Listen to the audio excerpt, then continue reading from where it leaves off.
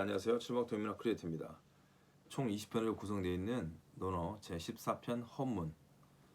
헌문편은 총 45절로 구성되어 있습니다. 45절로 구성되어 있는 헌문편은 임금님과 대부들의 행적과 정치에 관한 이야기가 있습니다. 그리고 다시 덕행에 관련된 이야기가 있습니다. 45절로 구성되어 있기 때문에 간추려서 낭독하도록 하겠습니다. 1절 원헌이 수치에 대하여 엽주자 공자께서 말씀하셨다. 나라의 도가 행해지고 있을 적에 벼슬살이를 하다가 나라의 도가 행해지고 있지 않는데도 벼슬살이를 하는 것이 수치스러운 일이다. 3절입니다. 공자께서 말씀하셨다. 선비이면서도 편안히 살기만 생각한다면 선비가 못된다. 5절입니다. 공자께서 말씀하셨다. 덕이 있는 사람에게는 반드시 할 말이 있지만 말 잘하는 사람은 반드시 덕이 있는 게 아니다. 어진 사람에게는 반드시 용기가 있지만 용감한 사람은 반드시 어짐을 지닌 게 아니다. 7절입니다. 공자께서 말씀하셨다. 군자로서 어질지 못한 사람은 있을 수 있지만 소인으로서 어진 사람은 있을 수가 없다. 8절 공자께서 말씀하셨다. 그를 사랑한다고 해서 그를 수고롭히지 않을 수 있겠는가? 그가 충실하다고 해서 그를 깨우쳐 주지 않을 수가 있겠는가? 9절 공자께서 말씀하셨다. 정나라에서 외교 문서를 작성할 때는 비심이 기초를 하였고 세숙이 자세히 검토하였고 행인 자우가 자구와 내용을 수정하였고 독리의 차산이 문장을 윤색하였다.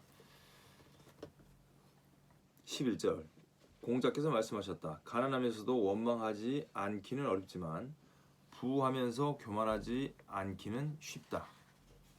13절 자로가 완성된 인간에 대하여 엽주자 공자께서 말씀하셨다. 만약 장무 중의 지혜와 맹공작의 욕심 없음과 변장자의 용기와 염구의 재주에다가 예약으로서 거기에 문의와 색채를 보탠다면 완성된 인간이 될 수 있을 것이다. 그리고 다시 말씀하셨다. 오늘날에 완성된 인간이야 어찌 반드시 그럴 수 있겠는가? 이익을 보면 의로움을 생각하고 위태로운 것을 보면 목숨이라도 바칠 줄 알며 오래된 약속이라 할지라도 평상시에 한 그 말들을 잊지 않는다면 역시 완성된 인간이 될 것이다. 14절입니다. 공자께서 공맹가에게 공숙문자에 대하여 질문하셨다. 정말입니까? 그분도 말도 잘 하시지 않고 잘 웃지도 않고 물건을 함부로 취하지도 않습니까? 공명가가 대답하였다. 말을 전하는 사람이 지나쳤습니다. 그분은 때가 알맞아야만 말을 하므로 사람들이 그분의 말을 싫어하지 않고 즐거워야만 웃음으로 사람들이 그분의 웃음을 싫어하지 않으며 의로운 것이 확인되어야만 취함으로 사람들이 그분이 취하는 것을 싫어하지 않습니다. 공자께서 말씀하셨다. 그렇습니까? 어찌 그럴 수가 있겠습니까?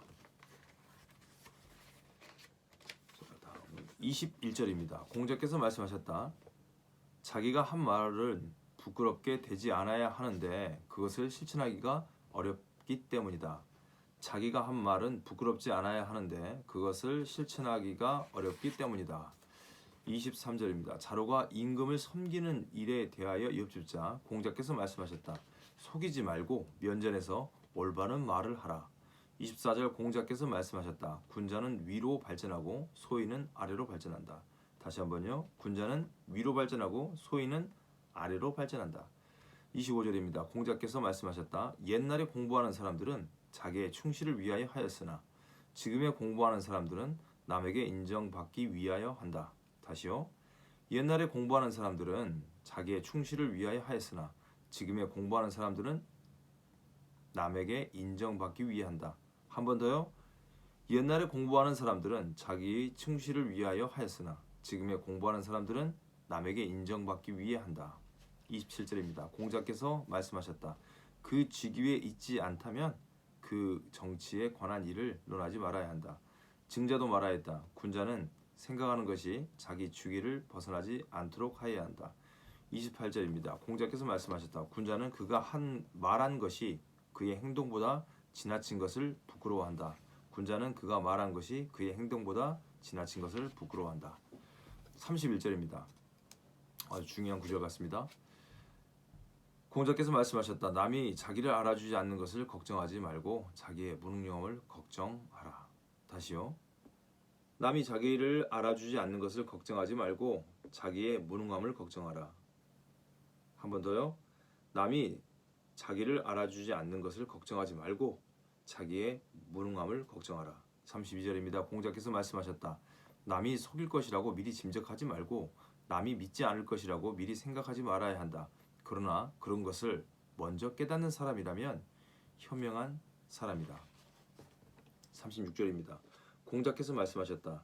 나를 알아주는 이가 없구나. 자공이 이어주었다. 어째서 선생님을 알아주는 이가 없다고 하십니까? 공자께서 말씀하셨다. 하늘을 원망하지도 않고 사람들을 탓하지도 않는데 낮은 것을 배워서 위에까지 통달했으니 나를 알아주는 이는 하늘일 것이다. 37절입니다. 공자께서 말씀하셨다. 올바른 도가 행해지게 되는 것도 운명이요 올바른 도가 무너지게 되는 것도 운명이다. 공백료가 운명을 어찌 하겠느냐. 38절입니다.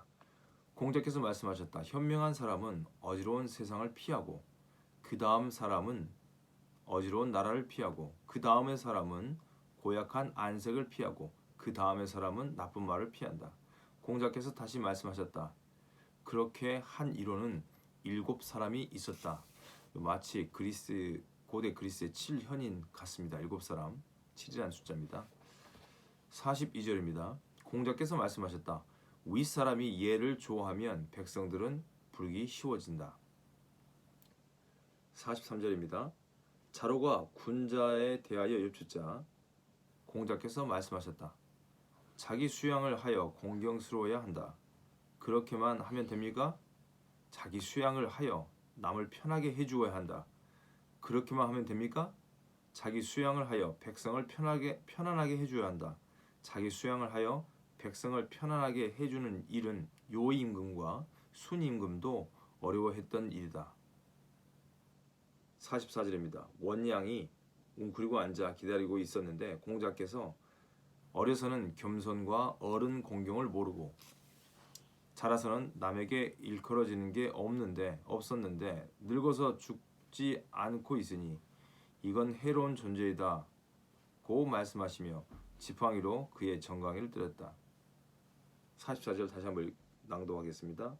원양이 웅크리고 앉아 기다리고 있는데 공자께서 어려서는 겸손과 어른 공경을 모르고 자라서는 남에게 일컬어지는 게 없는데 늙어서 죽지 않고 있으니 이건 해로운 존재이다 하고 말씀하시며 지팡이로 그의 정강이를 때렸다.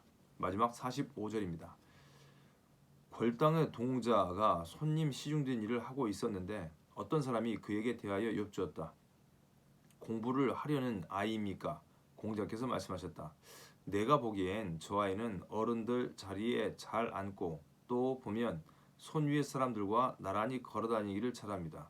공부를 하고자 하는 녀석이 아니라 빠른 성취를 바라는 녀석 같습니다. 공부를 하고자 하는 녀석이 아니라 빠른 성취를 바라는 녀석 같습니다. 이렇게 45절 선택해서 읽었습니다. 14편 헌문 45절로 구성되어 있는 14편 헌문편을 낭독했습니다. 시청해주셔서 감사합니다. 칠박통인문학 크리에이터였습니다.